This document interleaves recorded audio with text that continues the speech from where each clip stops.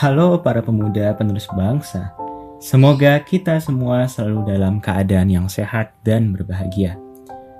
Kembali lagi di pembahasan light novel The Tunnel to Summer, The Exit of Goodbyes. Pada part 1 hingga part 3, kita telah membahas chapter 1 dari novel The Tunnel to Summer, The Exit of Goodbyes. Pada part kali ini, kita akan membahas mulai dari chapter 2. Sekedar informasi, novel The Tunnel to Summer, The Exit of Goodbyes ini belum mendapatkan terjemahan Indonesia. Meskipun demikian, kalian tetap bisa mendapatkan novel ini dengan mencarinya di toko buku impor yang ada di Indonesia. Salah satunya di Periplus. Kalian juga bisa mengecek videoku yang membeli buku ini di Periplus. Ada di deskripsi. Oke, daripada lama-lama, mari kita lanjut ke pembahasannya.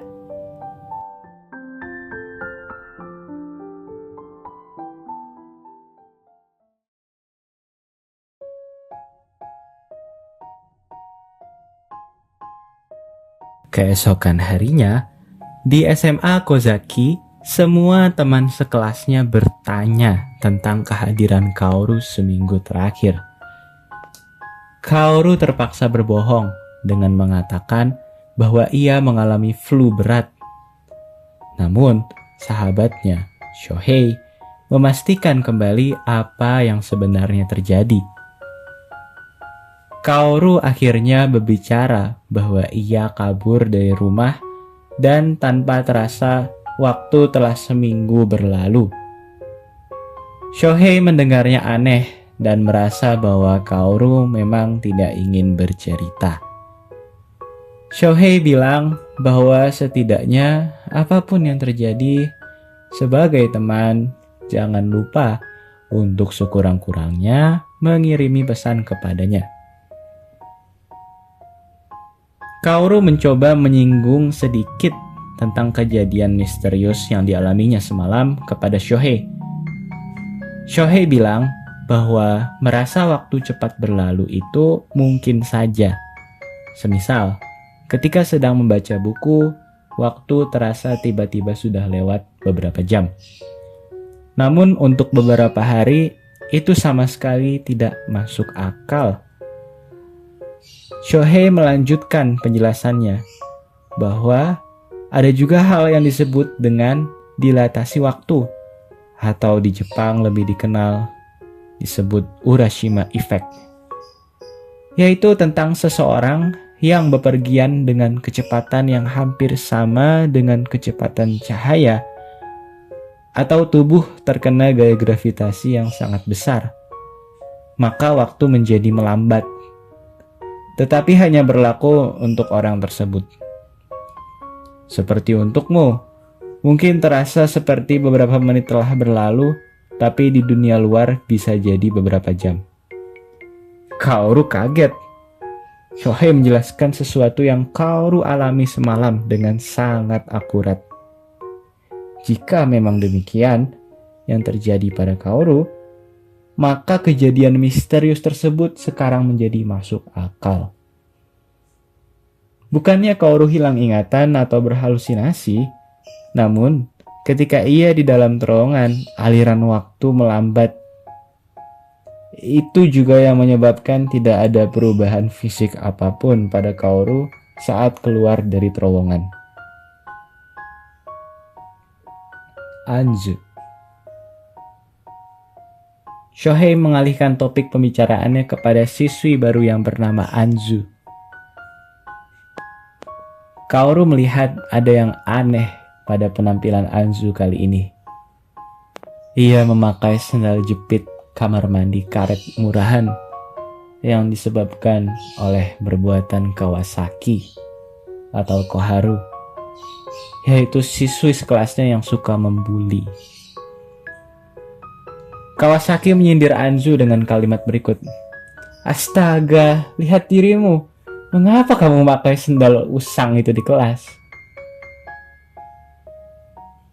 Anzu tidak bergeming sedikit pun. Kawasaki melanjutkan aksinya dengan meletakkan sendal dalam ruangan yang basah kuyup di atas meja Anzu. Sepertinya ada orang jahat yang mencoba membuangnya ke toilet kemarin, ujar Kawasaki. Tampaknya Anzu telah menjadi korban terbaru bullying Kawasaki. Namun, Anzu sendiri tampaknya tidak terganggu sedikit pun oleh provokasi Kawasaki. Dia tidak membalasnya dengan reaksi, hanya terus membuka-buka bukunya yang sedang ia baca, tanpa sedikit pun merasa terintimidasi. Shohei dan Kaoru melihat hal tersebut merupakan hal yang keren, karena pada umumnya, baik siswi bahkan siswa di kelasnya dapat menjadi gentar jika sudah dibully Kawasaki sampai di titik ini. Namun Anzu ternyata merupakan wanita yang tangguh dan tidak mudah rapuh, membuat Kawasaki semakin jengkel. Hei, lo gak mau ngomong apapun sama gue? Gak mau gitu bilang terima kasih buat orang yang udah nyelamatin sepatu lo? Lo pikir lo bakal diem aja dan ngerasa semuanya bakal segera berakhir gitu? Heh, awas aja ya. Gue bakal ngasih tahu temen gue, senior cowok. Dan dia gak bakal selembut gue.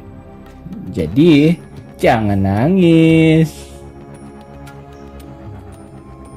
Jeda sesaat kemudian, tanpa sepatah kata pun, Anzu membalik halaman buku berikutnya yang sedang ia baca. Hal itu membuat Koharu semakin kesal. Hei, bolehkah aku menanyakan sesuatu padamu? Kata Anzu. Nadanya seperti orang tua yang sedang marah, seperti perasaan kecewa. Kayak nada orang yang nganggap rendah lawan bicaranya. Namamu Kawasaki kan? Hanya ingin tahu, apakah ini benar-benar menyenangkan untukmu? Atau apakah kamu benar-benar tidak punya hal lain yang lebih baik untuk dilakukan? Semua pelecehan kecil secara umum menyembunyikan buku pelajaranku, mencoretkan kata-kata kasar di seluruh mejaku, menyemprotku dengan selang kamar mandi. Apakah kamu benar-benar menikmati semua itu? Apakah moralmu benar-benar rusak? Atau apakah kamu tidak pernah memilikinya sejak awal? Kawasaki membalas, tidak tahu apa arti kata itu, maaf.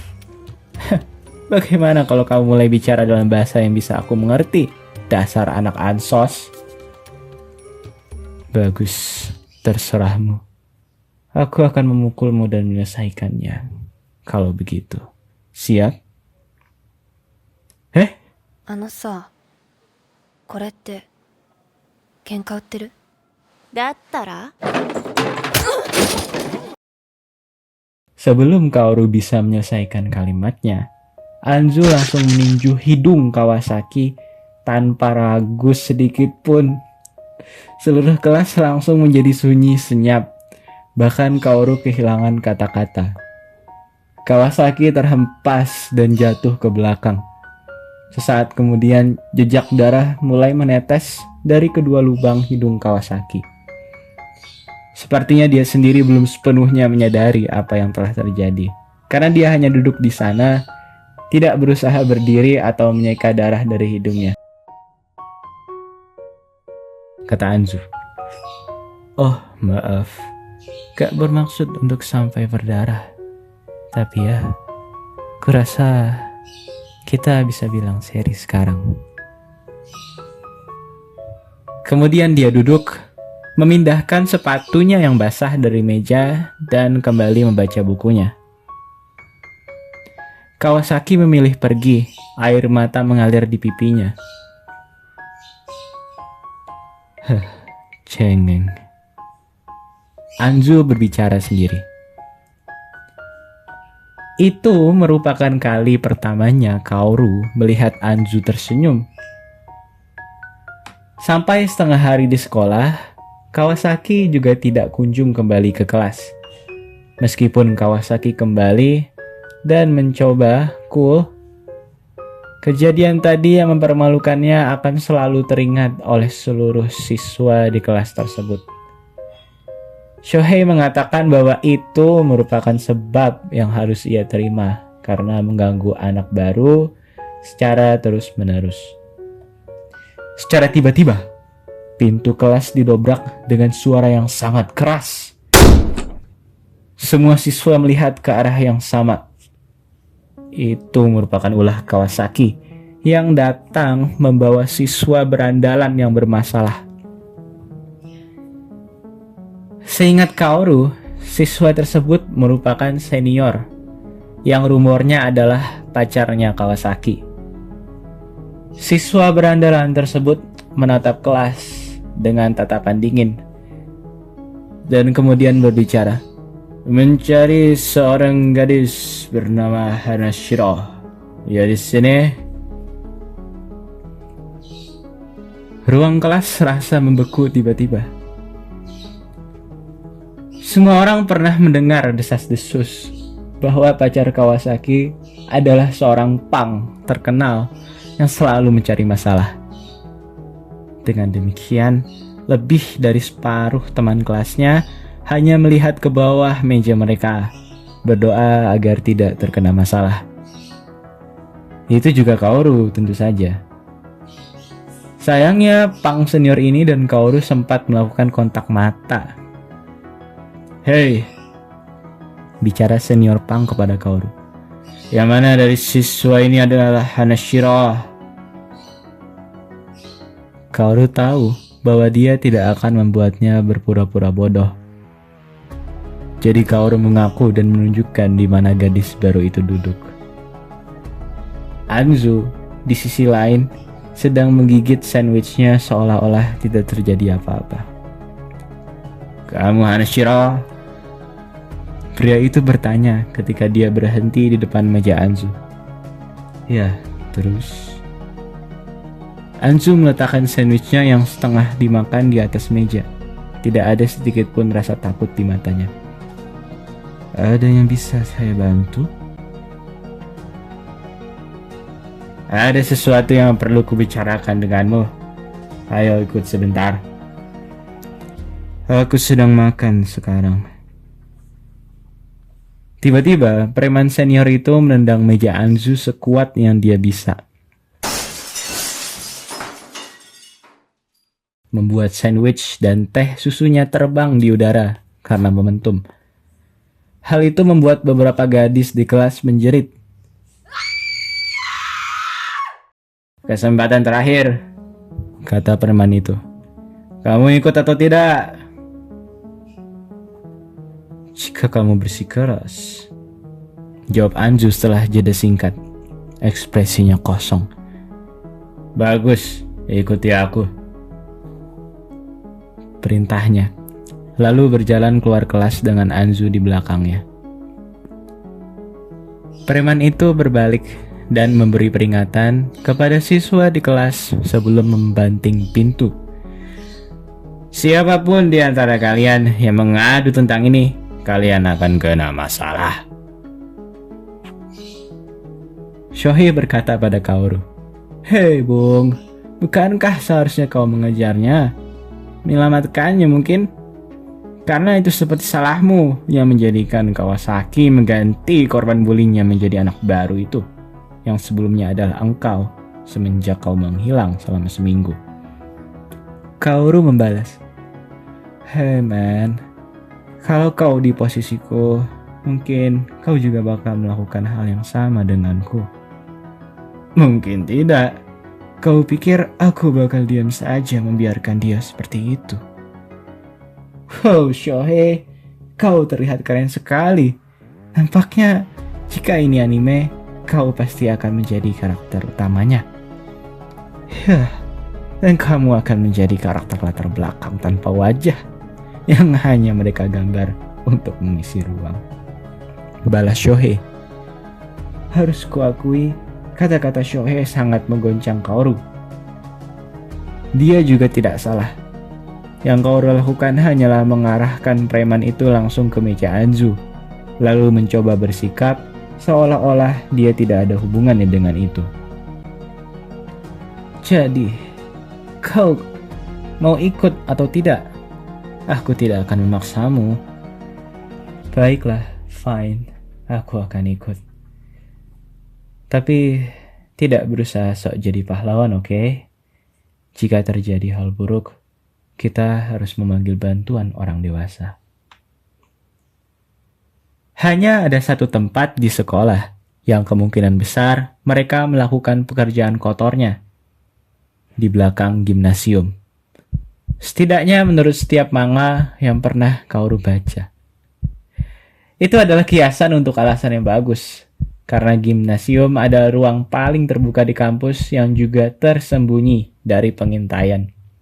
Oleh sebab itu, Shohei dan Kaoru memutuskan untuk memeriksa ke sana sebelum ke tempat lain. Dan ternyata hal tersebut benar.